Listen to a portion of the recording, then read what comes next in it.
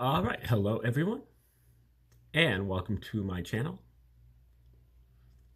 We do educational videos, and we're trying to take a deep dive into many different great theories of everything.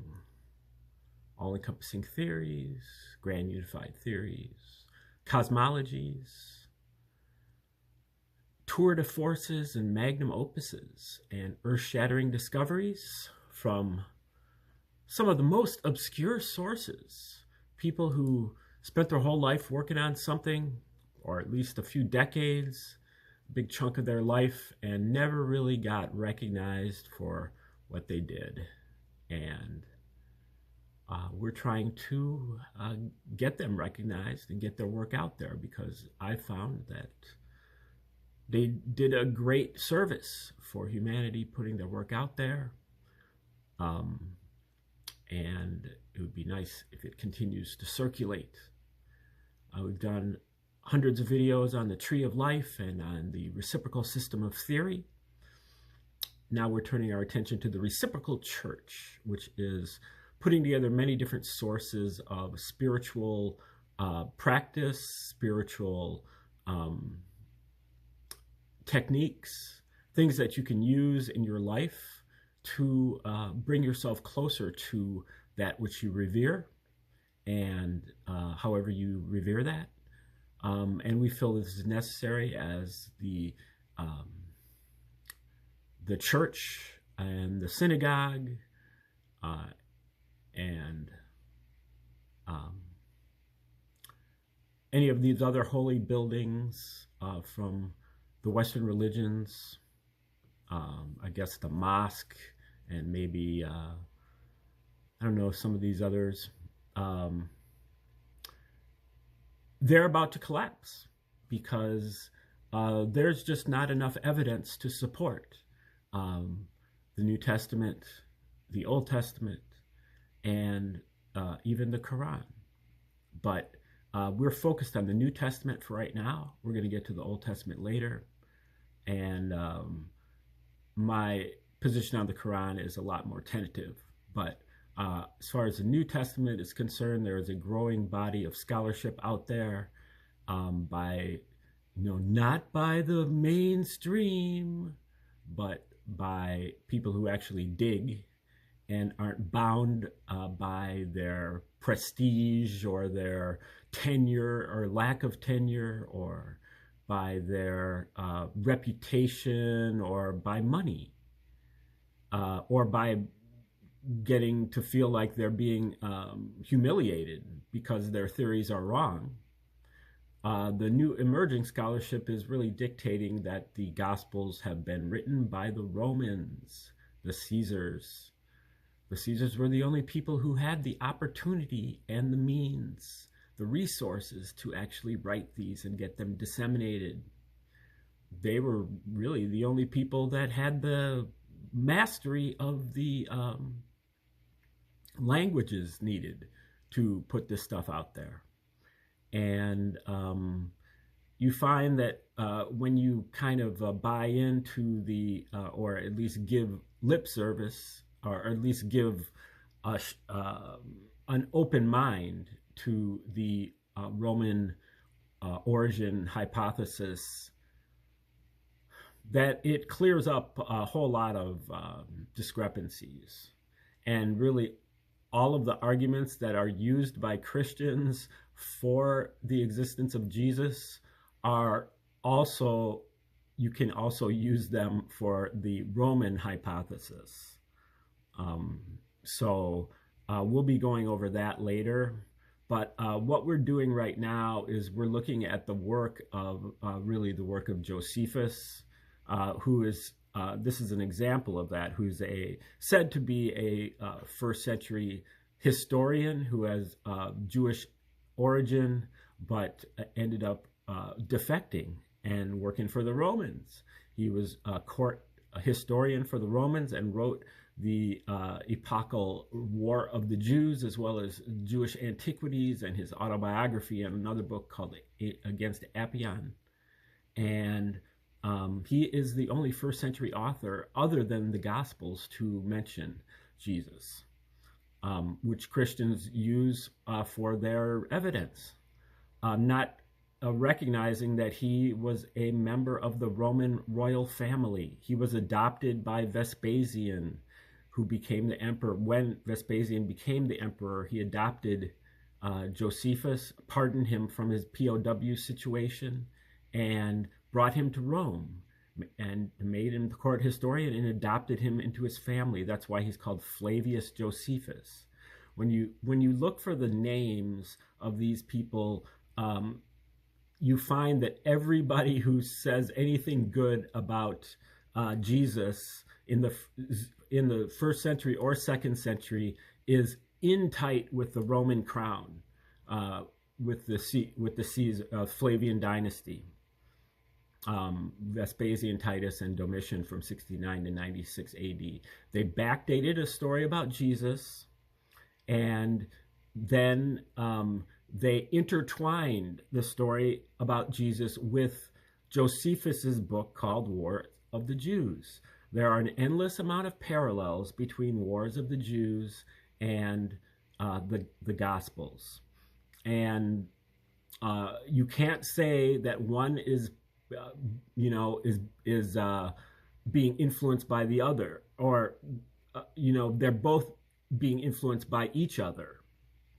One parodies the other, but then the other parodies the other back, and it's obvious that they were both written by the same people at the same time for the same reason. And this fits in with the MO of the Romans. They created a number of other different religions, and especially the Flavians. And they always played these little word games, these punning games, these riddles. This was how the Romans entertained themselves. And so they put together this kind of word game between these two different books, and the message is scathing, it is mean-spirited, it is mocking, it is crude, it is bawdy, and it's also incredibly genius. These people, now this author that we're looking at, Michael Menescotts, who put out this book in the last 6 months called Christianity's Origins as a Flavian Secrecy Cult, he compares the book of Luke with Wars of the Jews, 7 books of the Wars of the Jews, 694 paragraphs, and book of Luke has 24 chapters. He puts the book of Luke on the vertical axis, he puts the book of Josephus on the horizontal axis, and maps out all the parallels by their locations. When he does that, he found over 250 parallels between Wars of the Jews and just the book of Luke, and graphed them all out, and they create a message. They don't create a random pattern, they create a message. It is the signature of the Flavians. They signed their names to the Gospels, if you can decode it. And to me, it is absolutely devastating evidence that the Romans did this, and I have not seen a shred of evidence to clue me into the fact that they didn't do it. Everything, if you are going onto a crime scene and you saw the Gospels and then you saw Josephus, you would conclude that the Romans did it. And you would have to start with that hypothesis. They had the motive, which was to mellow out the Jews, because they had just gotten done fighting the Jews in a 7 or 8 year long war, which was the culmination of many little skirmishes and insurrections and revolutions that went on for a century and a half before that. And so they wanted to promote a Jew hero who was a Prince of Peace, who believed in turning the other cheek, rendering unto Caesar what is Caesar's, walking an extra mile in the Roman soldier's backpack on his back, and also to recognize that the Roman slave owner has the greatest faith in all of Israel. At the same time that Jesus is bad-mouthing the Jews at every turn, and then they blame the Jews for crucifying Jesus. So if that doesn't give you a hint, another hint is that the Gospels are written in Greek, which was the language of the Roman Empire. Very few Jews spoke, much less wrote in Greek. Only the very elite, whereas it was pretty much common for anybody who was literate to, and everybody who was speaking to be able to speak in Greek for the Romans. That is my understanding. I could be wrong. I'm not an ancient historian, but I am a historian. So it's not like I'm just completely out of my league here. And I've read a lot of these ancient texts. I don't read Greek. I read very little Latin. I don't read Aramaic. I don't read Hebrew. At least I feel like I can learn these languages, though. I mean, I know their alphabets, and I know a lot of words in all of these languages. I feel like someday I'm going to try to sit down and learn a couple of these languages, at least enough to be able to read them. Because that's what you need to be able to unlock, or that's what a guy named Roman Piso really used, and also Abelard Reuchlin. They used to independently verify that not only did they figure out that the Romans wrote the New Testament, but they figured out which Roman wrote the New Testament. There was a guy named Arius Calpurnius Piso, who was kind of like the shadow emperor for Vespasian and Titus. He was like the guy lurking in the background, the Henry Kissinger of the Flavian dynasty, or at least the first half of it, because he was banished by Domitian when Domitian became emperor in 81 AD. But they figured out that Piso, independently, they figured out that Arius Piso wrote the Gospels, and then a lot of his kids wrote different parts of either the epistles, and his son wrote Revelation in a much later period, and Pliny the Younger, who was his younger foster brother, wrote all of the Pauline, or at least most of the Pauline material, the Corinthians and Thessalonians and Ephesians and all that. He wrote that in a much later period, which goes against what scholars say that Paul wrote the epistles before the Gospels. So this challenges that. So that is a point where we can maybe figure that out. But this is pretty much conclusive for me as far as, at least, I mean, I'm not going to close myself off to any new material coming in. But this is very, very compelling to me because you can prove it for yourself. You can get yourself a copy of Josephus online for free as a PDF or whatever. Get your Bible out and read them for yourself. You can, but Menescot's does that in his book. And so we're kind of going through all of these parallels one at a time. The last one we dealt with yesterday, I thought was utterly devastating. It had to do with Luke chapter 2, verse 25 to 34, I believe. And toward the very end of Josephus, I think in the last 20 or 30 paragraphs in book 7 of Josephus. And the parallels are, Jesus told Simon, a lot of what goes on is what Jesus predicts in the New Testament is fulfilled by Titus in Josephus. So it basically means that Titus is the second coming of Jesus. The things that Jesus predicts that he's going to do when he comes back are done by Titus in real life, or in the history of the wars of the Jews.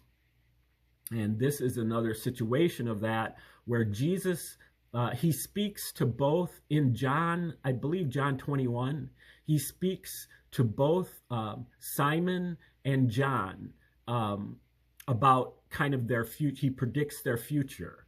And he tells John that he is going to be punished, but basically not executed.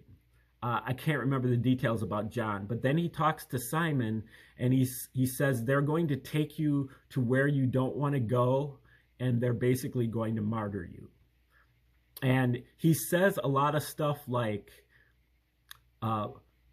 feed my beasts, please feed my beasts. He says it twice. And that's another telltale sign. When there's extraneous language in either of these books, that's when you start looking for the parallels. Whenever they say something that's an offhand comment that doesn't flow with the script, that's where the parallels are going to be. And he says, feed my beasts, twice.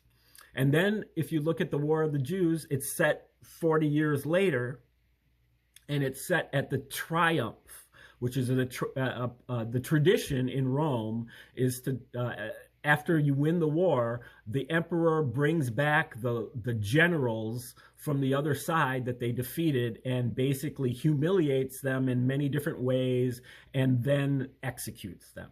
And it's a big event. It's like on the main street. It's like a parade.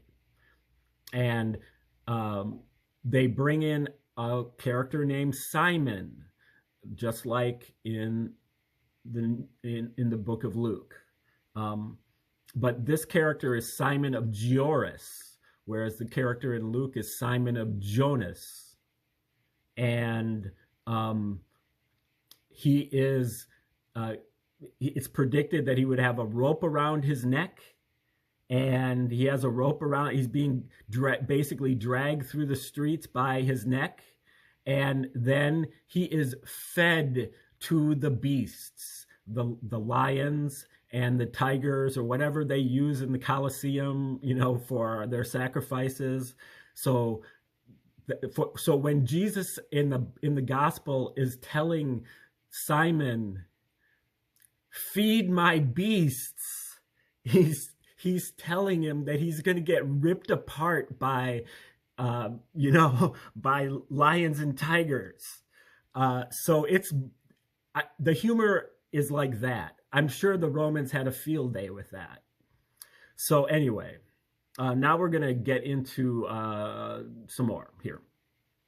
Later, we will discuss parallels where Jewish war is parodying Luke. Most of the parallels we've looked at so far are where Luke is parodying Jewish war. The ones that are where Jewish war is parodying Luke are really the kind of the left-hand side, the first half of the Jewish war or Josephus. We've been focusing on the right-hand side a lot more. And I think those ones on the right-hand side are they're better parallels, and they are kind of more well-crafted, more well-hidden. And the ones in the beginning of the book are more kind of amateurish and kind of maybe just kind of thrown in there as opposed to woven into the text very intricately.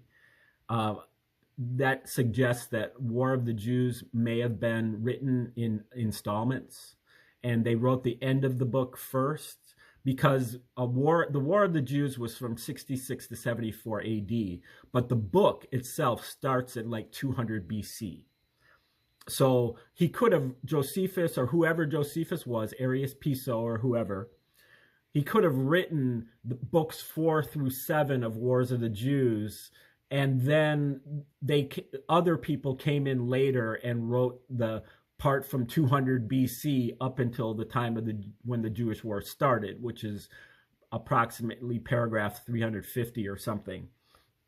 So that, because those parallels are mostly coming from Jewish war toward Luke.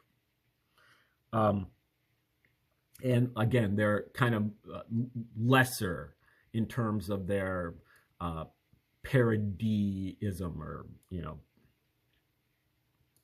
Okay. Later we will discuss parallels with Jewish wars parodying Luke. The key point is that usually quite clear that one of the two stories is a carefully concealed and typically disjointed and usually implausible comic or unimportant story that acts to parody an overt and coherent and often serious and important narrative in the other story. I think that's very well said and accurate from what I've seen about all this. Okay, now this heading is, would the existence of a sequence of parallels be enough to convince converts to accept Titus as his second coming? Making first century Jews accept the Roman emperor as God was a seemingly impossible task. The Jews loathed the Romans, who they had been fighting for over a century. However, the Jewish religion was organized around Jerusalem, and with the high priest suddenly killed, the holy temple gone, and the place they believed to be the physical seat of the Jewish God on earth being destroyed right to the foundations, the Jews were suddenly casting about for new directions for their faith. I'd also like to add that the Herods, who were kind of the at least half Jewish, if not all Jewish, puppet kings of Judea during this period, 1st century BC and 1st century AD, there were many different Herods. It was like there were 20 of them or something, and they had various different jobs of ruling Judea during this time. When the Romans attacked the temple, the Herods fled to Rome. Okay, so they were at Rome. They ditched the Jews and they went to the Romans. And some of the Romans, including Arius Piso, were in-laws. Arius Piso had married a Herod. And so it's very possible that the Herods also helped Arius Piso in putting together the Gospels, because they had the knowledge of the Old Testament that Arius Piso would have needed to be able to kind of weave the story, like even just in the first chapter of Matthew, where it talks about all of the parallel. He sets up the typology between the life of Jesus and the life of Moses. You know, they both go to Egypt, and they both, they have to go to Egypt to get away, but then they leave Egypt and come back, and there's a number of different parallels between Jesus and Moses, and those kind of things the Herods could have helped out a lot with, and they were there at Rome for this. If Jews could be led to become followers of Jesus as a miracle worker, they would start to accept Jesus's anti-Jewish messages. The Gospels suggest Jews were corrupt, such as Matthew 26:15, and says that they have Jesus's blood forever on their hands. That's Matthew 27:25.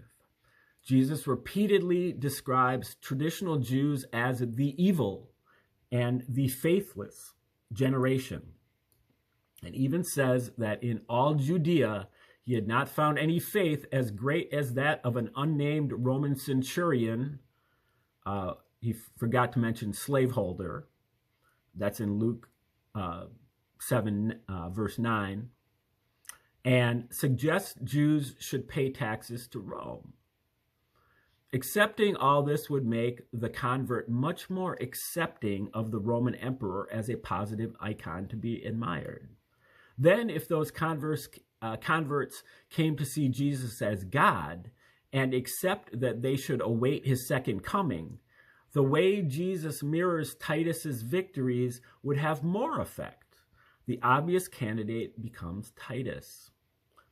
Then those converts would be shown the riddles contained within the parallels, which I have tried to describe throughout this chapter. These all point the believer to see Titus as divine. Add to this, we have Jesus saying his second coming will be revealed by the fall of Jerusalem. which Titus had just done. And if you add up the dates involved, you arrive at Titus's birthday, which, as it turns out, was the third day that Jesus had said he would rise again on, because Titus's birthday is the third day of the year. But none of that would have any effect without the following two factors. One, Jewish commoners in the AD 70s had no idea that Jesus' story had these hidden narratives. Unlike modern Jews, they wouldn't even have appreciated that the goal of the story was to present Jesus as God, since the Gospels never mention Jesus claiming to be. Because of this, they could be lured in by a seemingly positive story of a peace-loving Jesus, then become hooked, and finally led to accept the hidden narratives. I don't know if the Gospels never mention Jesus claiming to be God, but he comes pretty damn close to doing that a number of different places if he doesn't do that outright. I'd have to look into it, but I don't necessarily agree with that part there. Vespasian had total control over the empire. Now, Vespasian was the first Flavian ruler from 69 to 79 AD, and he was the original general in the war against the Jews. But then when he was named emperor, he appointed Titus, his son, as the new general. And then Titus became emperor when Vespasian died in 79 AD. Vespasian had total control over the empire, including all its synagogues, including in Judea. He had the power to make the existing priests promote the new good news of Jesus' story. And he had the power to create new temples, secretly pushing the hidden narratives contained within the Gospels. I fully accept that this evidence would not be sufficient to convince a modern reader who presumably isn't being indoctrinated within a cult related to that belief system, but that isn't the relevant test here. And I don't necessarily agree with that either. I think this evidence would be sufficient to convince many modern readers as well that Titus is now God. But that's probably neither here nor there. By establishing secrecy cults to drive followers in a sequence of steps involving revealing a series of hidden messages within the Gospels, this would have provided perfectly adequate evidence to enable the revered priest within each temple to convince cohorts of naive, semi-literate, first-century, crisis of faith Jews to initially follow Jesus as a prophet, and then to see him as God's son, and then to accept the emperor as the second coming of the divine Jesus. Now, I would like to add that the Arius Roman Piso, as well as Abelard Reuchlin, they both, like I mentioned, they saw Paul, the Pauline material, as written by Pliny the Younger in a later period, 100 to 110 AD. And they say that the purpose of the Pauline material was to indoctrinate the Gentiles, the Roman commoners, the soldiers, the slaves, the servants, to indoctrinate those people. So the Gospels are targeted toward the Jews, and the Pauline material is targeted toward the Gentiles. And there's certainly some evidence for that. I mean, just if you read it. Okay, I'm trying to... didn't take a very good picture of this page, and I've kind of wiped out half of a line here. The absence of, it's just a footnote, however. The absence of evidence for Jesus' existence is so stark that many Christian scholars point to the text of the War of the Jews itself, which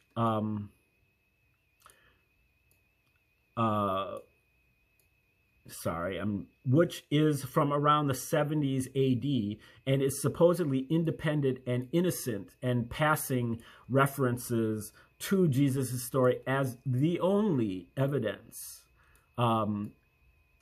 Jesus existed. But of course, there is nothing innocent or in passing about Jewish war's references to Jesus. So this isn't true, and you get the point.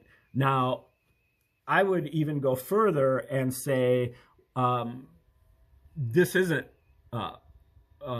Josephus mentions Jesus by name in a later book called Jewish Antiquities, which came out in 93 AD, 60 years after the so-called crucifixion.